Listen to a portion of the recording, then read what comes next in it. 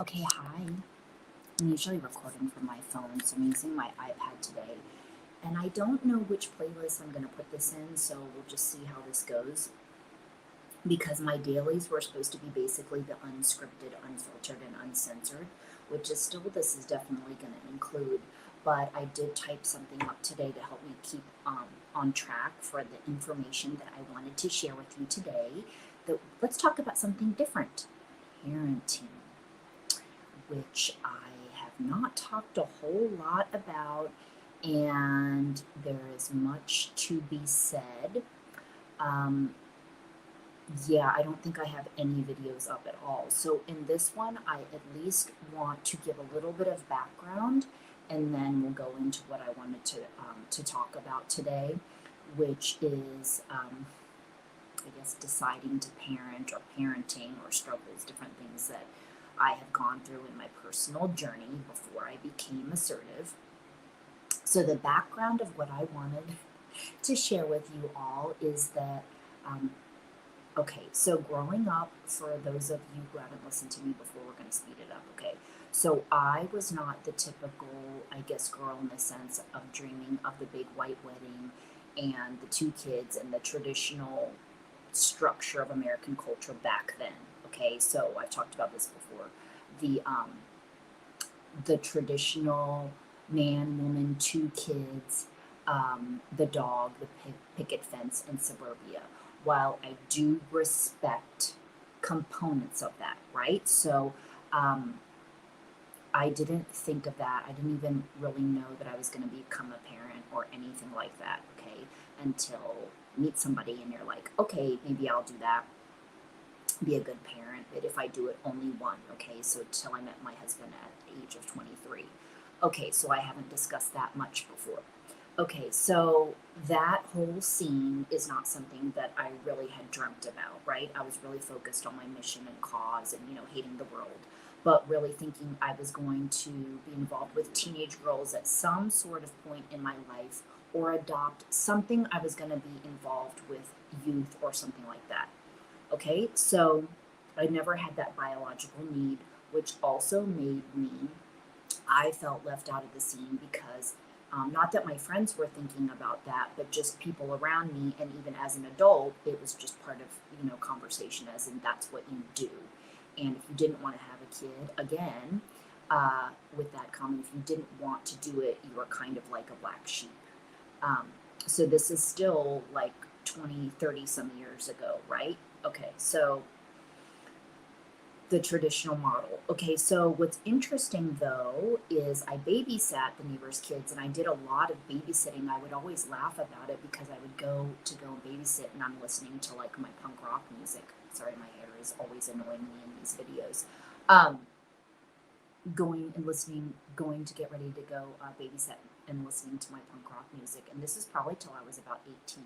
So, and those kids were nice. They weren't like, out of control or difficult to handle or anything like that. So I'd say I had like a pretty good impression just in general of like, kids, if you want to say that were parented well or however that you want to say is about that. Okay.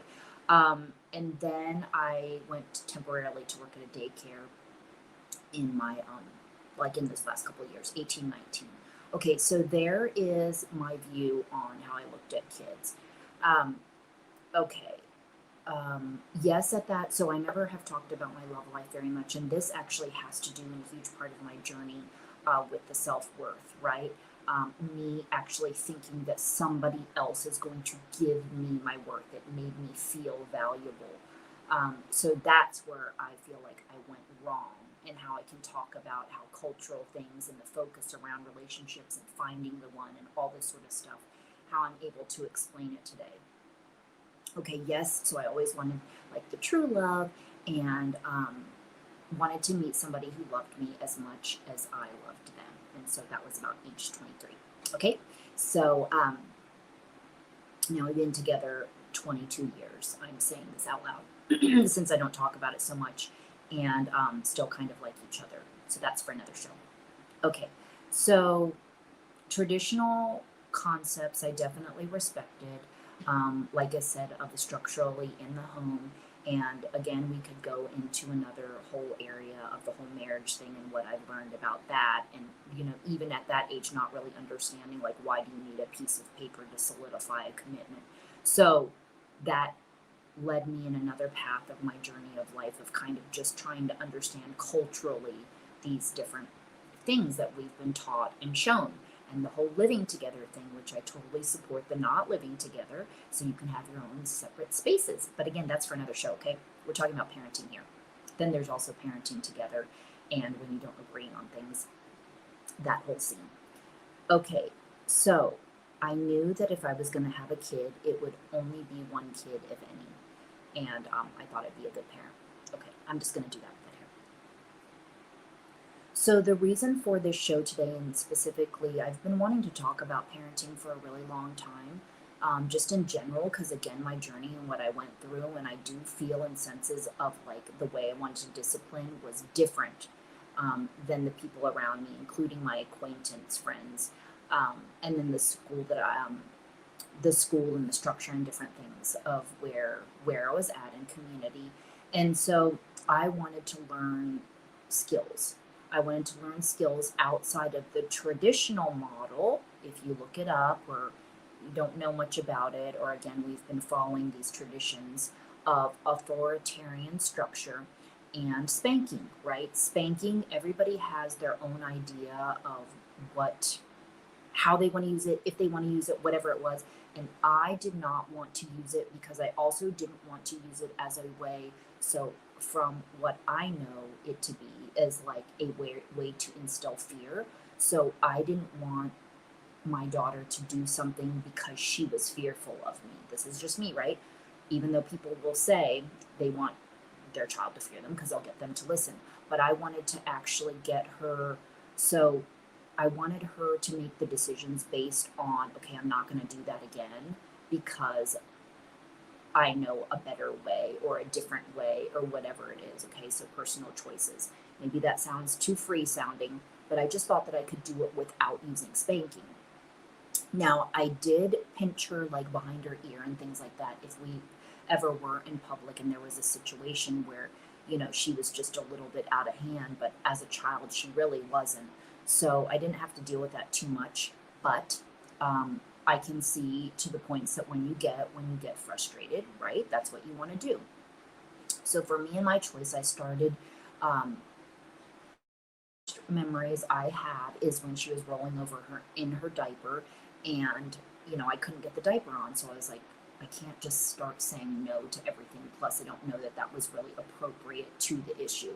So I started studying democratic disciplining and learning about different ways and styles to parent. The thing is, one of the things that people had said that because people will tell you all kinds of stuff to do during parenting, is that you have to be consistent. So even when you're learning about these different styles, which democratic disciplining has some pretty kick-ass stuff, I would just pick and choose things that worked for me. But the parenting style, the way you talk to them, you have to be consistent, right? And there's a lot of just the follow through and the just things. If I were to advise anybody now, would be just decide on what you're going to say no to, and that's one of the best piece of advice. And always follow your heart. And you would have thought I would have been the person reading all of those different books pre-pregnancy, but I did not. Okay, and I had pretty good pregnancy, I would say, and an easy pregnancy, and I had it with no epidural, no drugs, which I can't even believe. So that's part of my personal empowerment story. Sorry, it's not going to be a quick video, people.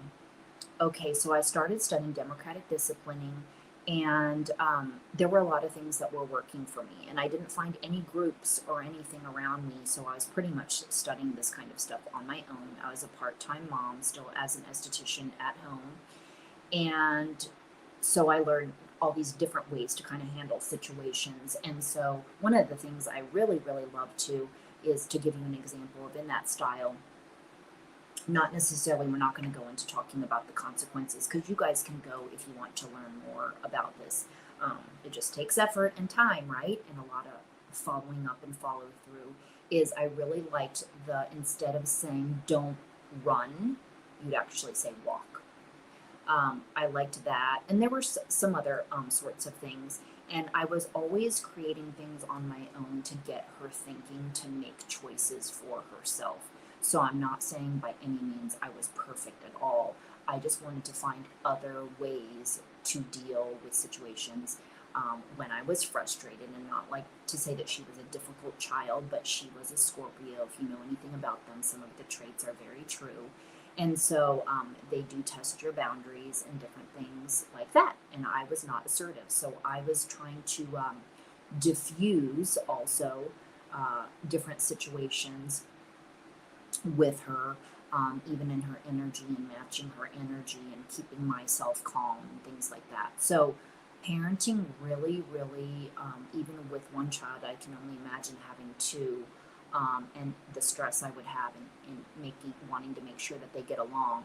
Um, there's so many things that I could talk about in regards to my journey, including feeling comfortable of doing things on your own because your significant or your partner is working all the time. So there is a sense of loneliness. Okay, so I can totally see how women would have postpartum, but and feeling alone. So there's different things that come into factor, right, when people are parenting, and we did have help and stuff like that. So, but we didn't really ever need to ask for help. So, but me learning to do things on my own and really just becoming more assertive. And this is way before self defense. This is about 5 years before self defense, which taught me how to even become more assertive. So, okay, so we talked about the different styles, and hey, maybe I can make this video kind of short. Um, the reason that that spawned this video today, I think, actually I didn't say it yet. Um, driving lessons. So we are doing driving lessons, and I can't believe it too, because she's going to be almost 16. So that really feels like years ago. I maybe would say like 10 years, but it's really hard to believe, like thinking about, people say, oh, the time goes by so fast. It really didn't really feel like it feels like yesterday.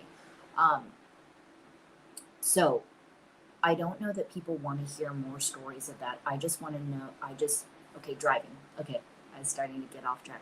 Okay, driving. So I'm a pretty patient person anyway, but I realize that she is having some difficulty and anxiety and different things there. So what made me think it's not so much, yes, it brought up parenting struggles, but also what I thought that I was advising myself is that knowing yourself and learning the way that you learn is really going to be effective when you're learning any new skill.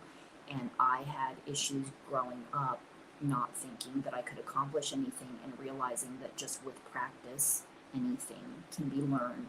And so I was trying to advise her, but I was thinking about how it's really important or valuable to learn to realize how you learn at a young age.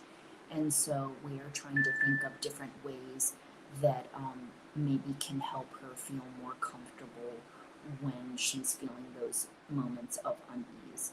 And you know how like maybe you were taught or somebody taught you like acronyms that you think for a letter for each thing you're trying to remember, or there's a bunch of different techniques, but I was never taught anything like that.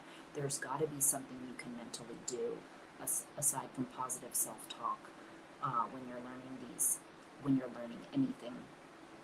You just got to figure out what works for you.